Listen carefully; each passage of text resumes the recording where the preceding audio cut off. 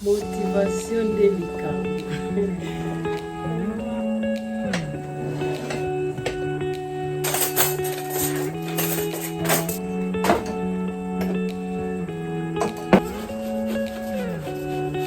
Desculpa, hoje eu estou a falar português.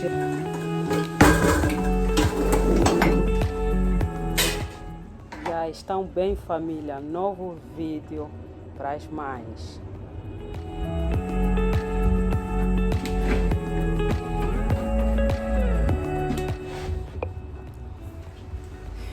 Allô, bandeko. Lelo, tokutani lisusu. Boza bien? Nga naza bien. En tout cas, na une vidéo ya motivation. Motivation de likam. Zala wana bandeko, toza wana pona ko partager vidéo, like, yo mutu asika bambote na yo, boye malamu. Vidéo eza mwa mulai, awa tozo nettoyer boyebi cuisine ezalaka na musala ebele.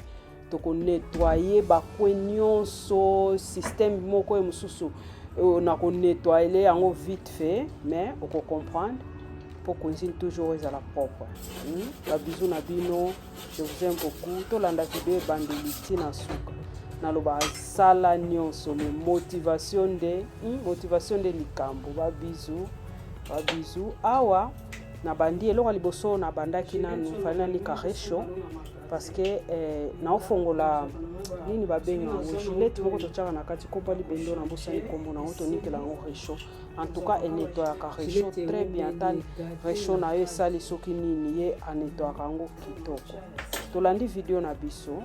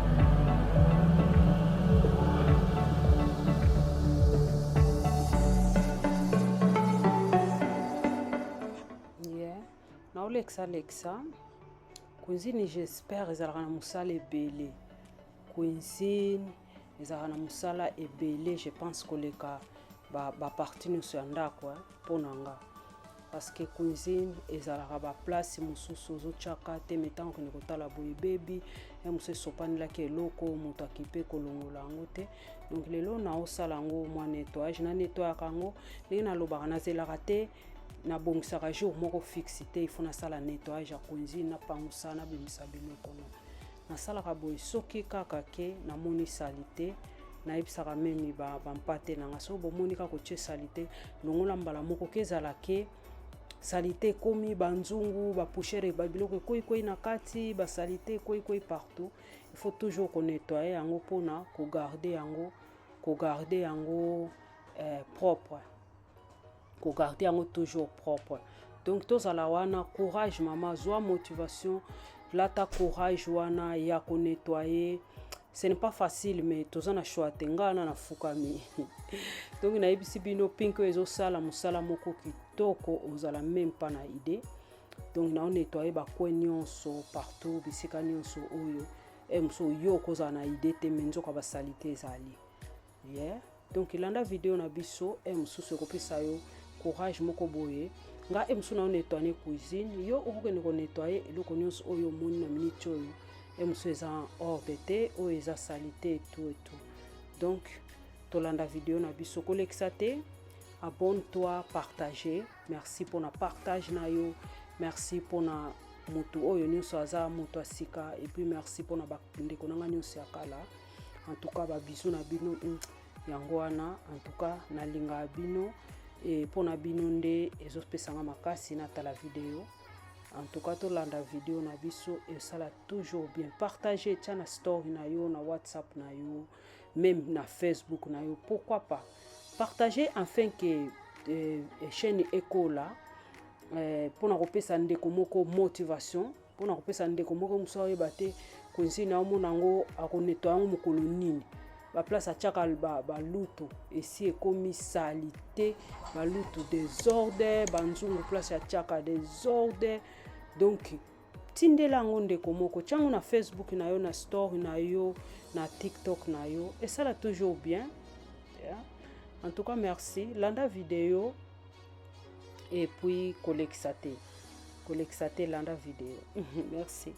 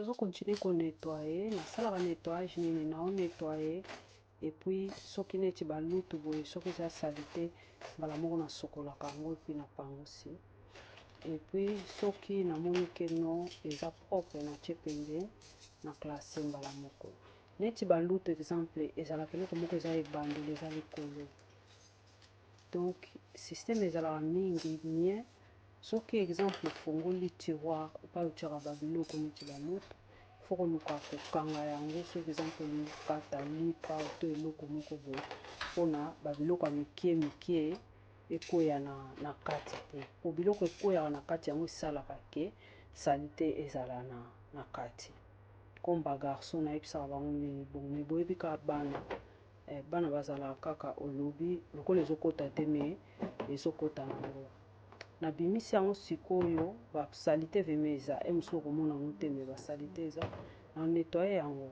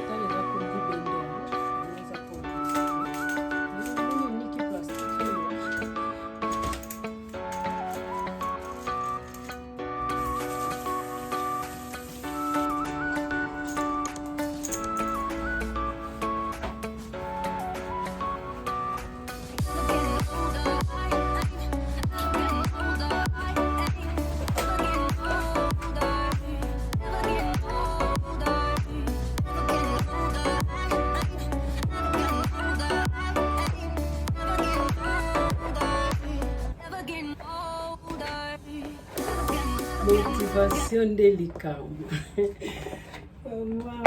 Motivation de mambo.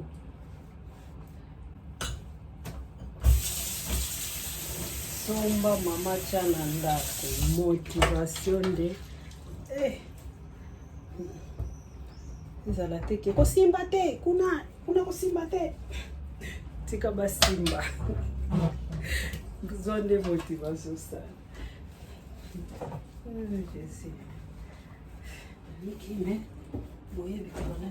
Hello mama Isabelle Zingo, babizunu yangoyo, merci pour na kozala wana tout le temps. Ya ba merci ebele ba bisous et puis ba bisous pour na bandeko na nyonso oyo ba otikela nga ba commentaire. Et comme vous to lobaka maman ana azaka bandeko na nga na lingi bino mama bolingo bolingo ya onde o mema biso na lobaka na lola tokovana na ba chinois na ba somalien na ba éthiopien pembeni. Donc vi yango wana c'est pourquoi na lobaka na lingi bino ya masekite. Merci beaucoup et ciao ciao.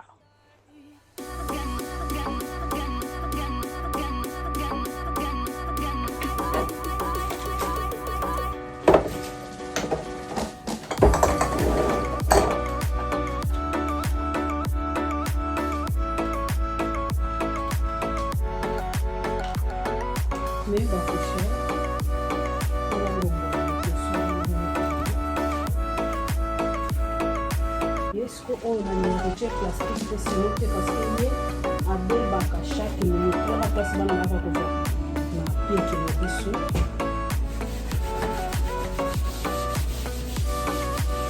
On va le la gamme super bien. On va faire ça la jaune noire. Même ce qu'on a donc on va se rouler la mélange. On nettoie encore le col. Et puis salité na ba pembe les a fermenté. Salité za mingi.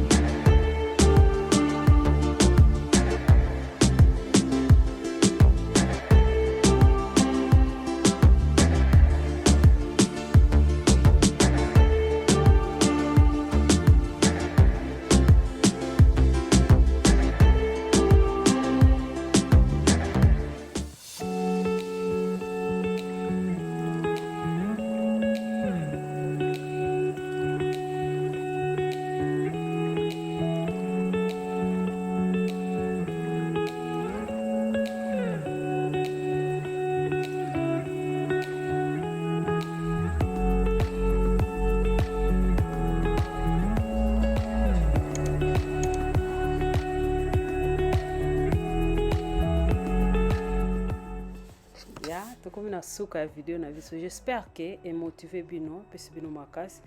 Motivation nde likambo. Motivation nasilisi nanga ya zwa motivation ya merci pona kotala na yo, merci pona partage na yo. Tokutani na video mususu.